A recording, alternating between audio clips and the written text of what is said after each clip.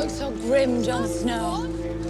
If man's really likes you, you'll live another day. And if you don't...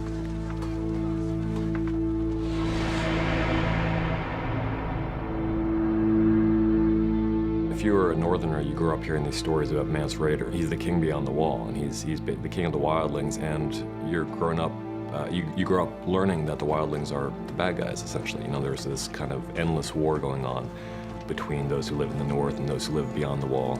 I think that the time he spent with Ygritte has primed him to the possibility that there might be more to these people than he thought. Has primed him to the possibility that they might not be what he grew up thinking they were. And he's somebody who was always on the outside in his world to begin with. And he's somebody who's he's never had an unquestioning acceptance of the world he came from, because the world he came from never really accepted him. So I think he's born, or at least was raised, to be open to the possibility that other people might have more to offer than meets the eye. Why do you want to join us, Jon Snow? I want to be free.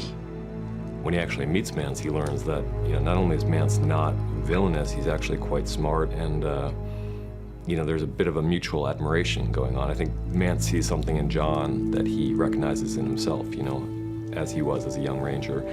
And Jon sees this man who's actually quite philosophical and has a real strong sense of, you know, what's needed in the coming days and years, and that's ultimately it's going to have to be cooperation, because they're both facing a much greater foe. The real enemy that's out there are the White Walkers, and it's going to be up to Jon, so it'll be interesting to see how that plays out. Loras, isn't the Queen's gown magnificent? The fabric, the embroidery, the metalwork, I've never seen anything like it. You might find a bit of armor quite useful once you become queen, perhaps before.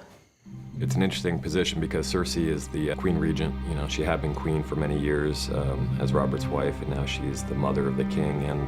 But Margaery is the queen-to-be, and I think there's a real fear on her part that her great power lies in the past, and Margaery is the future. And Margaery is much younger, and she's coming in and starting to seduce her son away from her, and Cersei is really threatened by that. In a way, I think that Margaery is sort of Cersei 2.0. She's got lots of what Cersei had, and she also has lots of things that Cersei doesn't have in terms of ability to work with people and manipulate people. And I think a lot of that comes from the fact that Margaery genuinely likes people more than Cersei does. And I think that this is intimidating to Cersei in a way, because Cersei, this is one of her weak spots, which she must realize on some level, that nobody likes her very much. And she's owned that and decided she's going to be hated and feared, because being loved is just not an option for her. And seeing somebody who's as smart as she is, as pretty as she is, but younger and also seems to have a real way with other people, that's terrifying to her. And seeing somebody who's able to manipulate her son, who's completely immune to her influence at this point, that's really terrifying, because her son is the key to everything.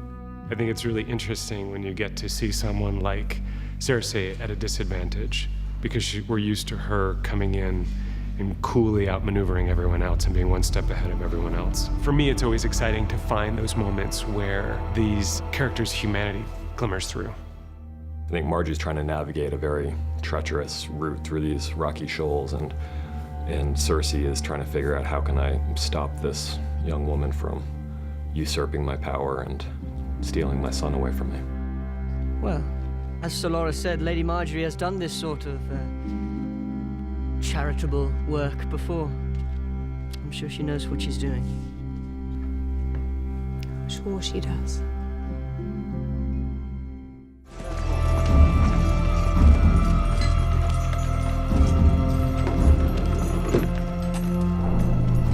For a great leader who's doing something immensely unpopular for a certain segment, whether it's the warlocks or the slave masters or whatnot, she's creating a lot of enemies, and powerful enemies, and those people are going to try to stop her regardless of how powerful she becomes. And it's something she's actually, in a weird way, used to, because she grew up with this. She grew up running from assassins with her brother. You know, from the earliest time she can remember, she was being spirited from one city to another, one step ahead of Robert Baratheon's assassins, because there were so many people who wanted to destroy the Targaryen family and make King Robert happy. And now there are assassins out there for all sorts of different reasons, because she's made even more enemies. But I think in her mind, this is just the price you pay for being Daenerys Targaryen, being the last of the Targaryens, and it's not going to stop her.